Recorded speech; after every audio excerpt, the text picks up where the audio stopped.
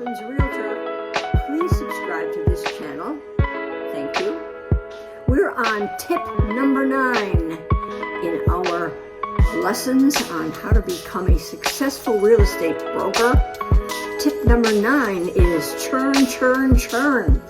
And by that, I mean get a listing, sell it as fast as you can, close it as fast as you can, and move on to the next one, building your client base quickly as you go along with each buyer. I was very lucky because, as I told you last week, I moved into a 400-unit condo building in New York City, and people heard that I was a broker and came knocking on my door.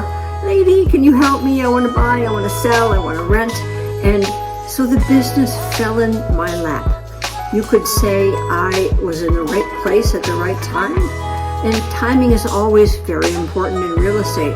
And so is location, location, location. You've heard it said before. It's true. I always scout out the locations where I want to live and where I want to invest, because usually where I buy to live, I also make that in my investment, which I eventually sell. So very important, location, location, location.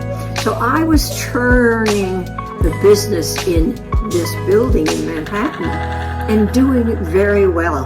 I was also finishing writing my book, which I started in Wisconsin, and exploring all that Manhattan had to offer. You know, there's many boroughs.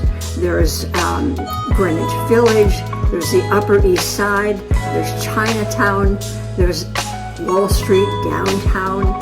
I was in Midtown, and one of my favorite areas was the Upper West Side because it had a lot of old pre-war buildings that were easily renovated, and you could flip them for quite a bit of money. So I happened to be in the right place because as soon as I made money churning in this building, this condo in Midtown, I started investing in other properties.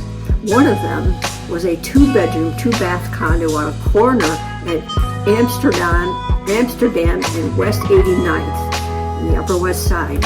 I liked that area. It was very safe and popular, and I found a 2-bedroom, 1,200 square feet, which is unheard of size-wise in Manhattan.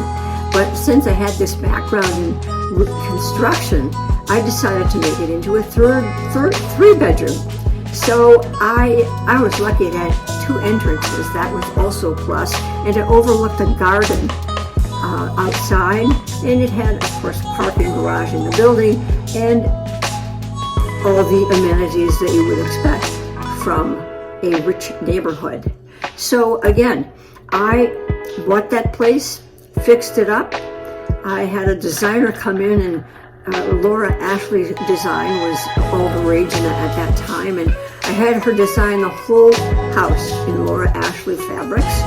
The drapes matched the pillows on the bedspreads. And I sold that to a pregnant lady who was an attorney, and she was really about due. And she happened to love all the little touches that I had made with Laura Ashley. And in fact, I got another 10 grand from her because I negotiated that she buy all the furnishings, including the draperies and the bedspread and the pillows, on top of the sale price. So that was quite an historic time in real estate in New York City. In fact, it was the week of Black Monday. A lot of Wall Street brokers were jumping out of the windows because the market had crashed. I shouldn't laugh. I went to a closing and picked up another 50 grand on this buy flip property of mine, feeling pretty happy with myself and confident. And you can imagine what that extra money did for me. It made me go out and look for more properties to buy, which I did. And I did that by going to open houses and checking the listings everywhere all the time to see how much they were, if I could buy, negotiate, and renovate and flip. Flipping was a big deal. It still is. And if you're interested in that, I encourage you to follow up, because it is a wonderful way to make money and enjoy the process as well. Now, next week, I'm going to tell you about the property that I found in the Hamptons. The Hamptons is where New Yorkers go to the beach. You know, like here in Arizona, they go to Sedona, I guess, no beach. But everybody went to the Hamptons, including me. Wherever I lived, wherever I went, I looked at real estate. So next week, I'm going to tell you about the real estate find. The first one I found in the Hamptons, New York. So stay tuned, and please remember to subscribe to this channel, Renee Despins Realtor. Thank you. See you next week.